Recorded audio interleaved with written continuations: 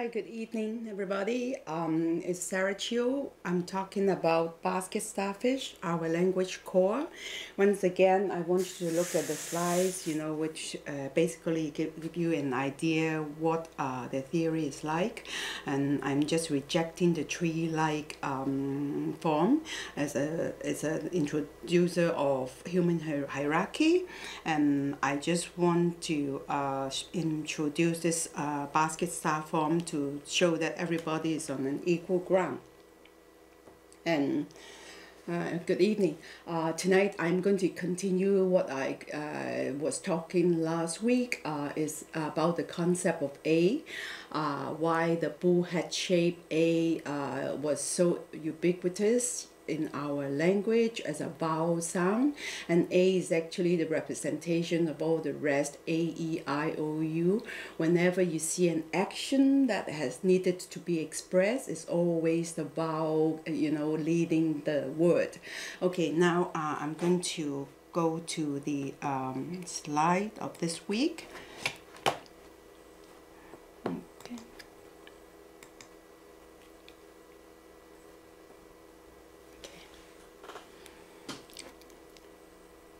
Okay, I'm going to show this. Actually, I want to us to share the integrated view versus just a Euro-centric view of looking at languages. I'm going to introduce the Eastern ability of reading pictograph because, as you know, the Chinese, started with what we call the oracle bones. It's like pictograph and then ideograph and so on. And I want to also show you alphabets and not just sound symbols. Some of them also serve as determinatives.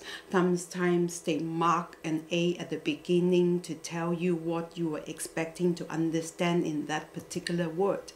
And I also show you this quickly. Last week I already showed you this. These are all the ubiquitous A sign in Chinese. Whenever you see this symbol right here, it actually shows an action or an unseen energy or simply some kind of existence. And I also show you about the domestication of animals shown through writing itself. These are all Chinese writing, as you can see. And the bullhead, sometimes we interchange it either with the idea of the head or the foot or the bull itself. And as you can see right here, the sound is also always circle around the A sound, alpha, or the ka sound. Okay, and again, I want you to understand how the ancients understood the way of speaking. And this is a Sumerian cuneiform. There are 3 different ways of writing it. They all pronounce it A or E, to speak. That means to speak, the verb. And of course, when you see all these air lines, actually it's exactly like when you're looking at comics. These are just air coming out of the mouth. And then when you can pronounce this A or E or R sound, that really means that you are alive. Of course, put yourself back to thousands and thousands of years in a very cold climate in the ice ages, and you will understand it easily that breath is actually visible, especially when you are herding the animals.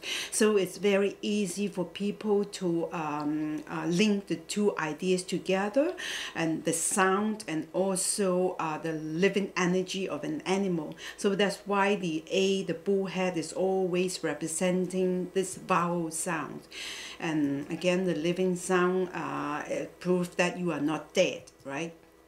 Okay, so this week I'm going to show you also the domestication of plants shown through our writing system.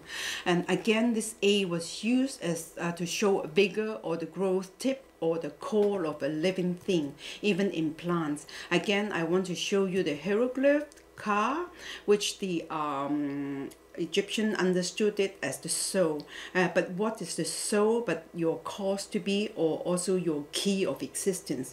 As you can see, the Ka, Ko, Ki, they were also actually coming from the same core.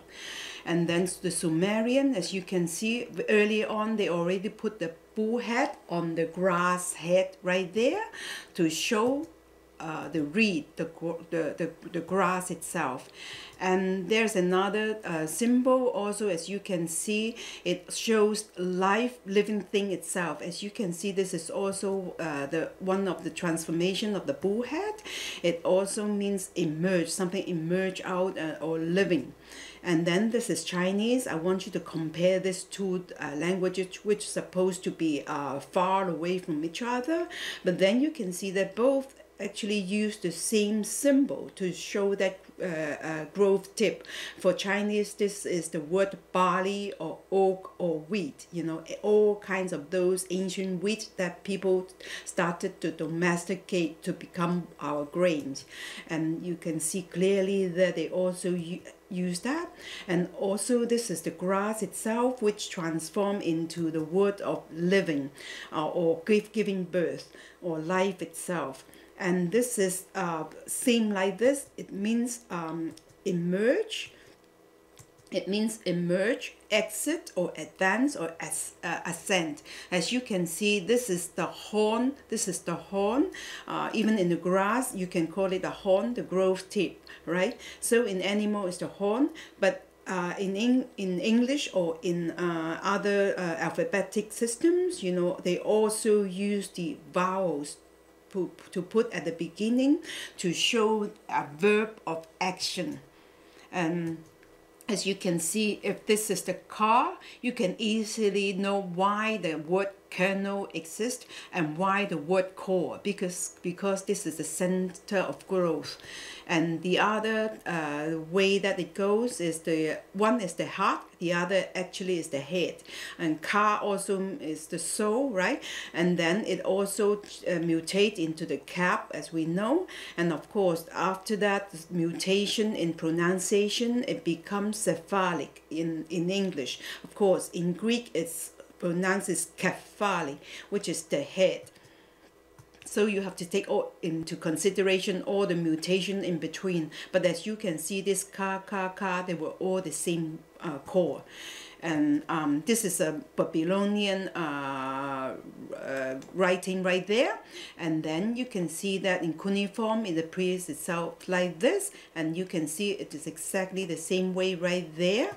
And then strangely, Chinese actually has the same in oracle bone. Look at this. This is Babylonian. This is Chinese.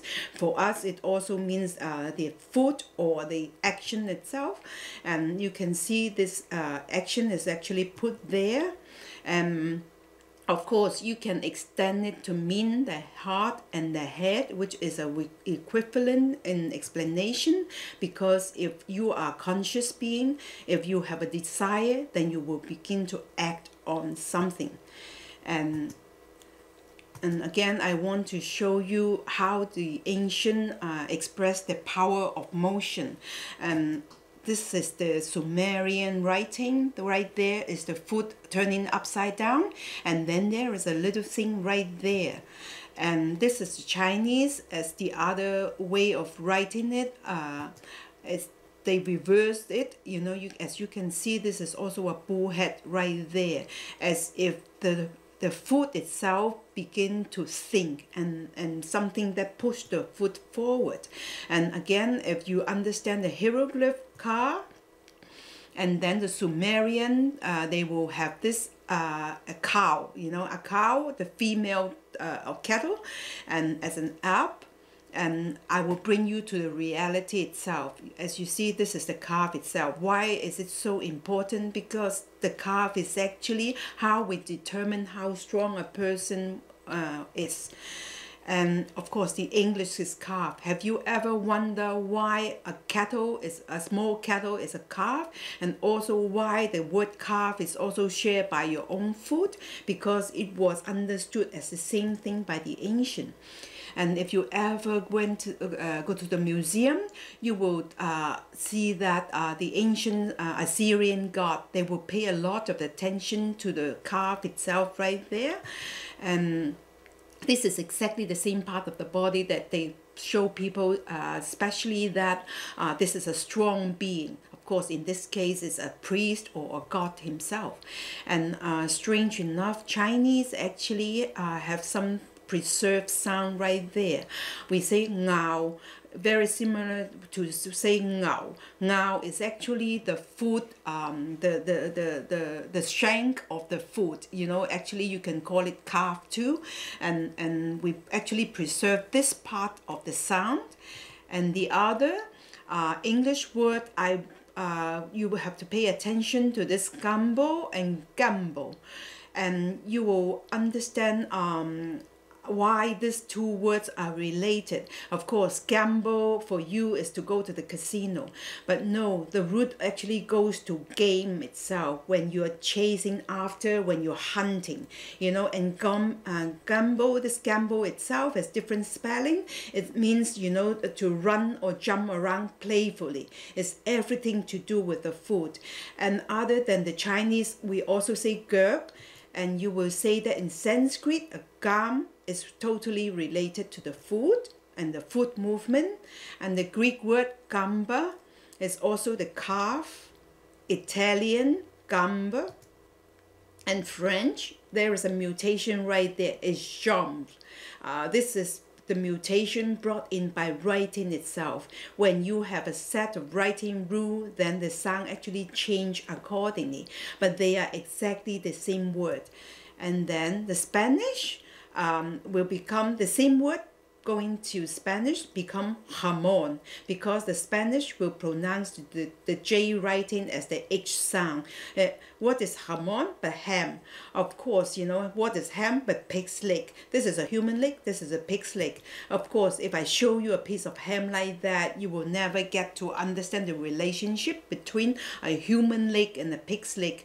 But imagine that if you are in Spain, you will always see ham like this, not like this. In America, ham presents itself like this. But in Spain, if you go to a bar, you a pub, you eat ham, you will always see the original form of the animal. They will not come in pieces like that. So you will never lose track of the reality itself.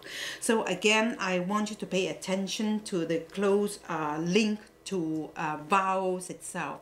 This is a picture drawn in illustration drawn in 1556.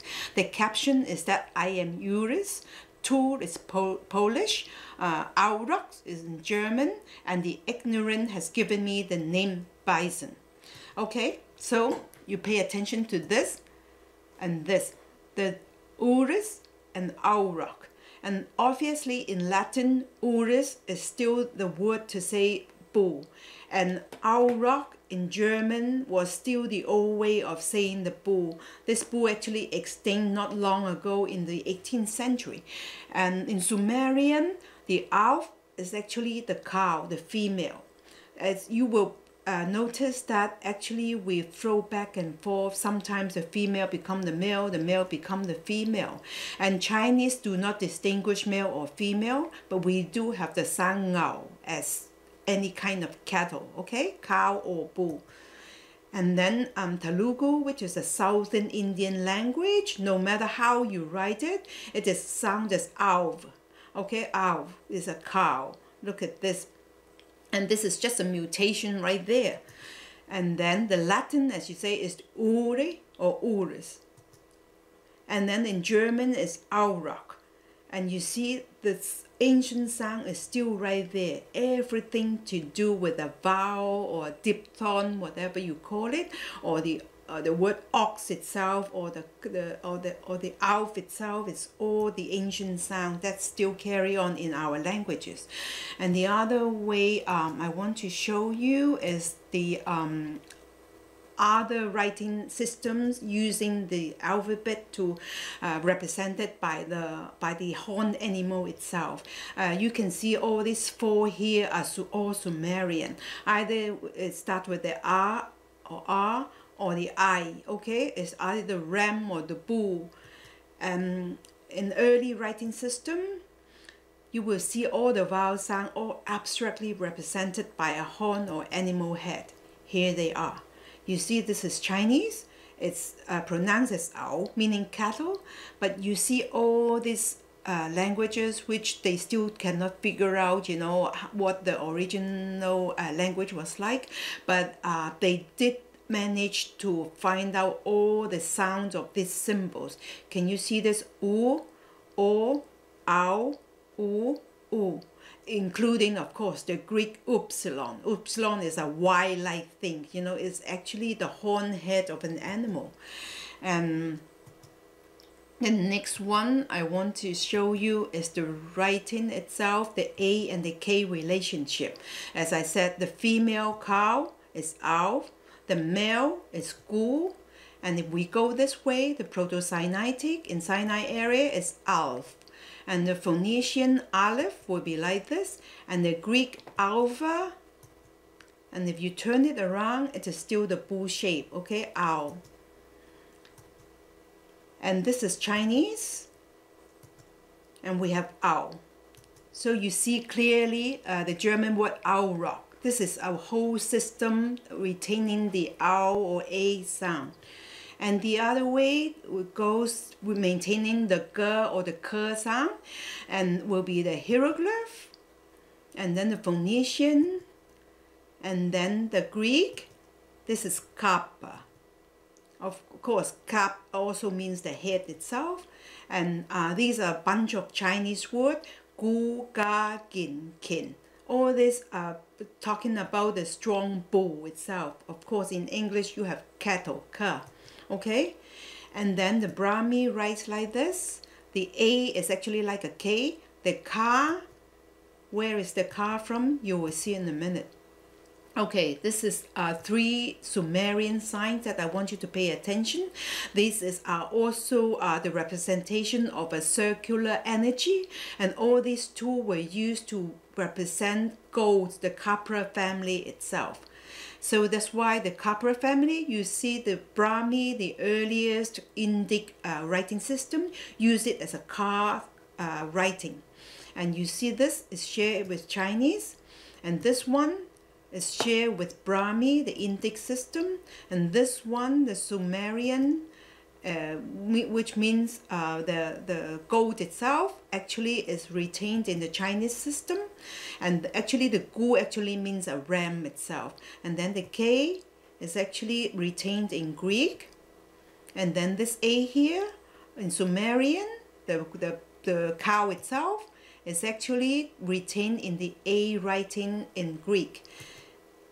And of course, in Sanskrit, all the sheep and goat family also lead by the A, the horn head. And then the Greek will be E's. Again, the diphthong, the vowel system means the ram. Of course, you can look at Latin as Aries, the ram. And then the Sanskrit, it goes this direction too. It's go, gu, gava, means actually cattle or cow. And Greek is Creole, is a ram. And it's the Capra family. You see this K, ka, and it sounds as if there is a line in between these two ancient systems that's still retained in all the languages. Both of them actually retain in languages. Sanskrit, Chinese, Greek. You see, they are on both sides, they are preserved. And of course, you know, the A is still the horn animal, and the K and G sound still retained as this animal itself. And now I want you to see the A as the gist. And of course, if you speak German, it's not the gist, it's just the gist, you know. So the G is just a mutation of sound. And this is the essence of life. As I said, the Sumerian has this writing that means arise, life, and actually means grass. And then the Chinese also have tons of these forms. Yeah, they also mean exactly the same like this. Like the Sumerian. The Sumerian also have this sign. You see the bullhead and the bullhead means the key and the essence. And the Chinese also have used this same sign to mean similar thing. That means the action before or after. And this is Sumerian also to mean circular movement. And the vigor also. And these are the Chinese words. You see the two bullhead on both ends. And this is the circular motion, also the circular motion. And it's related to God or longevity or eternity. As you can see, these two systems actually shares a lot in terms of the pictograph. Okay, I want you to see this A, this, why the apex is the word is led by the A itself. Look, this is Babylonian, this is Chinese. Aren't they exactly the same? So you think these people are not communicating? I doubt. Okay, you see all those? And I will show you a bunch of words to show the food. And this is the Chinese, as I already showed you. And this is the Zhu sound. And means Zhu in Chinese, Cantonese especially, it actually means Zhuk, Zhuk, Ju, Ju. And they both has that little conscious sign or the power sign. And this is the food, kin or guk, and this is gurk in Chinese. And then the cast to run, and this is ging in Chinese, and it actually means the calf. And then this is a Sumerian writing. Of course, you look at it, you can pronounce as gi, but I can tell you that it can pronounce as ji also, because in Chinese, actually it writes differently, but then it's actually pronounced as ji or ji. Can't you see that? Sometimes we are actually confused by the writing itself. Can you see the same symbols again and again show up? This is the head itself, and is also represented by the A sign right there, even in Chinese. And I want you to show the nomadic herders, how they manage to understand their world using the A sign as the animal or the energy itself, represented by the ka, ge, or the a sound. And this is in Sanskrit.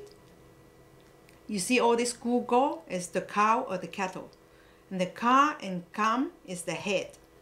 And the ga and gam is, and the or the at is related to the foot, either means walk or move. So you see either the cow or the head or the foot. All this you can see in all this writing system right there. Or of course, you know, even in English, this ka, go, come, go are in the same system. Ko, go is in the same system right here.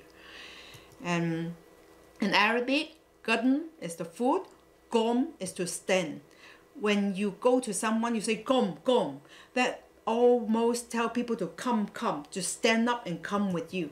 Okay? And the English is, there is a word gadabout, means a wanderer, a traveler. You see, all these are the remnants of the ancient nomadic herders, which still exist in a lot of languages.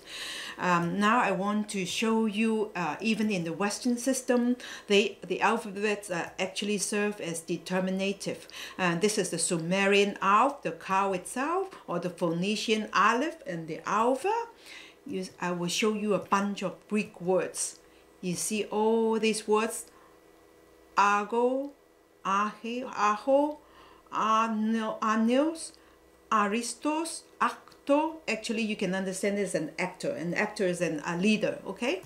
And then it changed to Latin. Aries is the ram itself, so it fluctuates between the Capra family and or the cattle.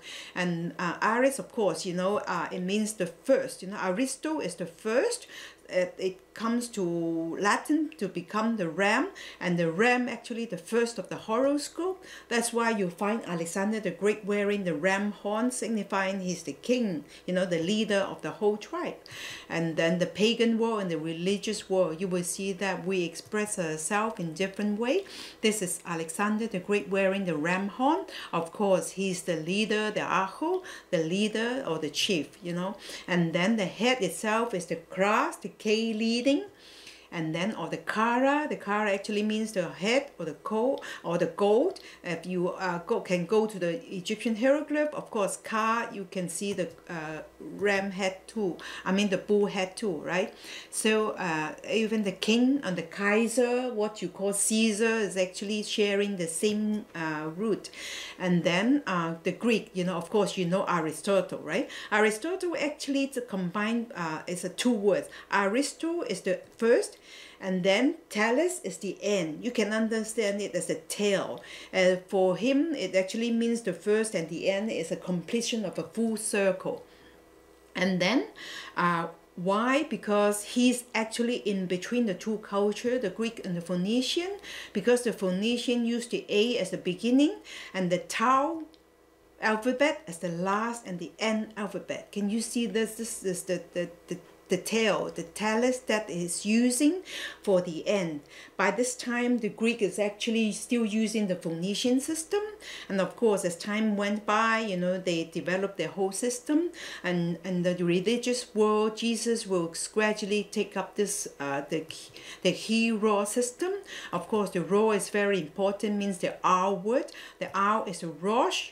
And Arab in Hebrew, Rosh is the head. Arabic, Ras is also the head, and of course Jesus the head and the end. As you see, he always say that I am the Alpha, I'm the Omega, because by this time the Greek are completely comfortable in their own culture, as they no longer use the Tau as the end, they use the other end. But what is this small writing but the upside down of a ram horn? They turn everything upside down to mean a new circle. So by this time the A and the Omega become the full Greek system, and that's why Jesus called himself the Pantocrator, the all head, everyone's head. Okay, so this is a changing form of the leader, as I said. Okay, so I think today I'll come to this. I was going to show you the writing from east to west, the last slide, but I don't think I have time now. But I hope I'm not going too fast. I hope by all these slides you'll see a little bit of coincidence in between all these writing itself. I hope you get to understand my point of view.